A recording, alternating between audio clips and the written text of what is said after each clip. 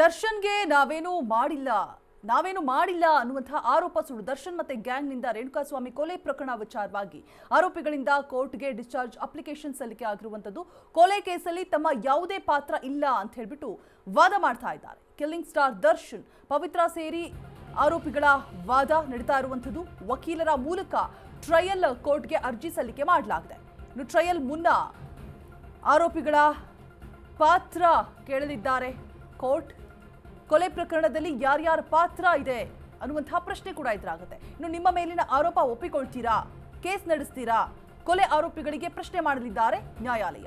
ತಮ್ಮ ಮೇಲಿನ ಆರೋಪಗಳ ಅಲ್ಲಗಳೆದು ಅರ್ಜಿ ಸಲ್ಲಿಕೆ ವಿಚಾರಣೆ ಬಳಿಕ ಪ್ರಕರಣದ ಟ್ರಯಲ್ ಆರಂಭ ಸಾಧ್ಯತೆ ಇದೆ. ಸೆಪ್ಟೆಂಬರ್ 19ರಂದು ನಡೆಯಲಿದೆ ವಾದ ಪ್ರತಿವಾದ. ರೇಣುಕಾಸ್ವಾಮಿ ಕೊಲೆ ಪ್ರಕರಣದ ವಿಚಾರವಾಗಿ ಇದೀಗ ಆರೋಪಿಗಳಿಂದ ಕೋರ್ಟ್ಗೆ ಡಿಸ್ಚಾರ್ಜ್ ಅಪ್ಲಿಕೇಶನ್ ಸಲ್ಲಿಕೆ ಆಗಿರುವಂಥದ್ದು. ತಮ್ಮ ಮೇಲಿರುವಂತಹ ಆರೋಪದ ಬಗ್ಗೆ ಯಾವುದೇ ಉರುಳಿಲ್ಲ, ಕೊಲೆ ಪ್ರಕರಣದಲ್ಲಿ ತಮ್ಮ ಪಾತ್ರ ಯಾವುದೂ ಇಲ್ಲ ಅನ್ನುವಂತಹ ವಾದವನ್ನು ಮಂಡಿಸಲಿದ್ದಾರೆ.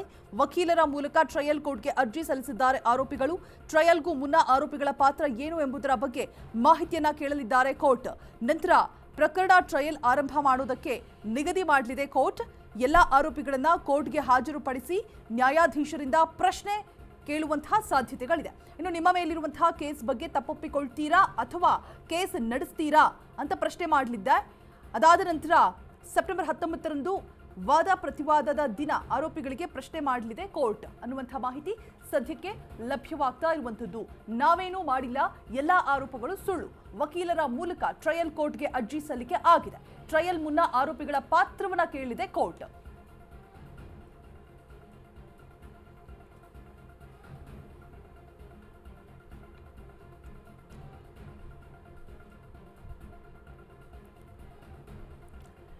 ಇನ್ನು ಕೊಲೆ ಪ್ರಕರಣದಲ್ಲಿ ಯಾರ್ಯಾರ ಪಾತ್ರ ಏನು ಅನ್ನುವಂತಹ ಪ್ರಶ್ನೆ ಎದುರಾಗುತ್ತೆ. ಸೊ ಇನ್ನೊಂದು ಕಡೆ ನಾವೇನೂ ಮಾಡಿಲ್ಲ, ಆರೋಪಗಳನ್ನ ತಳ್ಳಿ ಹಾಕೋದಕ್ಕೆ, ವಾದವನ್ನ ಮಂಡಿಸೋದಕ್ಕೆ ಆರೋಪಿಗಳ ಪರ ವಕೀಲರು ಸಿದ್ಧತೆಯನ್ನ ಮಾಡಿಕೊಳ್ತಾ ಇರುವಂಥದ್ದು. ಸೊ ಟ್ರಯಲ್ ಕೋರ್ಟ್ನಲ್ಲಿ ಎಲ್ಲವೂ ಕೂಡ ನಿರ್ಧಾರ ಆಗಲಿದೆ. ಸೆಪ್ಟೆಂಬರ್ 19ಕ್ಕೆ ವಾದ ಪ್ರತಿವಾದ ನಡೆಯುತ್ತೆ. ಸೊ ಒಂದು ಕಡೆ ತಪ್ಪೊಪ್ಪಿಕೊಂಡು ಕೇಸನ್ನ ಕ್ಲೋಸ್ ಮಾಡುವಂತಹ ಚಾನ್ಸಸ್, ಇನ್ನೊಂದು ಕಡೆ ನಾವೇನೂ ಮಾಡಿಲ್ಲ ಅನ್ನುವಂತಹ ಆರೋಪವನ್ನ ತಳ್ಳಿ ಹಾಕುವಂಥದ್ದು. ಸೊ ವಿಚಾರಣೆಯ ಬಳಿಕ ಟ್ರಯಲ್ ಆರಂಭ ಸಾಧ್ಯತೆ ಇದೆ ಅಂತ ಹೇಳಲಾಗ್ತಾ ಇದೆ. ಸೆಪ್ಟೆಂಬರ್ 19ಕ್ಕೆ ವಾದ ಪ್ರತಿವಾದ ನಡೆಯುತ್ತೆ ಅನ್ನುವಂತಹ ಮಾಹಿತಿ ಕೂಡ ಇರುವಂಥದ್ದು. ಸೊ ಒಂದ್ ಕಡೆ ನಾವು ಏನೂ ಮಾಡಿಲ್ಲ ಅಂತ ಹೇಳ್ಬಿಟ್ಟು ತಪ್ಪನ್ನ ಒಪ್ಪಿಕೊಂಡ್ರೆ ಕೇಸ್ ಕ್ಲೋಸ್ ಆಗುವಂತಹ ಸಾಧ್ಯತೆ, ಇನ್ನೊಂದು ಕಡೆ ವಾದ ಪ್ರತಿವಾದಗಳು ನಡೆಯುವಂತಹ ಸಾಧ್ಯತೆ. ಎಲ್ಲವೂ ಕೂಡ ವಿಚಾರಣೆಯ ನಂತರ ಗೊತ್ತಾಗಲಿದೆ.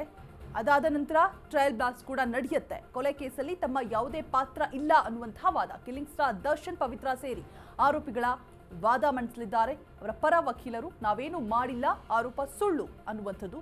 ಟ್ರಯಲ್ ಮುನ್ನ ಆರೋಪಿಗಳ ಪಾತ್ರವನ್ನ ಕೇಳಲಿದೆ ಕೋರ್ಟ್. ಕಂಪ್ಲೀಟ್ ಆಗಿ ಮತ್ತೆ ವಿಚಾರಣೆ ನಡೆಯುತ್ತೆ. ಒಂದಷ್ಟು ಪ್ರಶ್ನೆಗಳ ಸುರಿಮಳೆ ಕೂಡ ನಡೆಸಲಾಗುತ್ತೆ. ಕೊಲೆ ಪ್ರಕರಣದಲ್ಲಿ ಯಾರ್ಯಾರ ಪಾತ್ರ ಏನಿತ್ತು ಅನ್ನುವಂತಹ ಪ್ರಶ್ನೆ, ಹಾಗೆ ಆರೋಪವನ್ನ ಒಪ್ಪಿಕೊಳ್ತೀರಾ, ಕೇಸನ್ನ ನಡೆಸ್ತೀರಾ ಅಥವಾ ಇಲ್ಲಿಗೆ ತಪ್ಪೊಪ್ಪಿಕೊಳ್ತೀರಾ ಅನ್ನುವಂಥದ್ದು. ಸೊ ಈಗ ಆಲ್ರೆಡಿ ಎಲ್ಲ ಸಿದ್ಧತೆಯನ್ನು ಕೂಡ ಮಾಡಿಕೊಳ್ಳಲಾಗ್ತಾ ಇದೆ.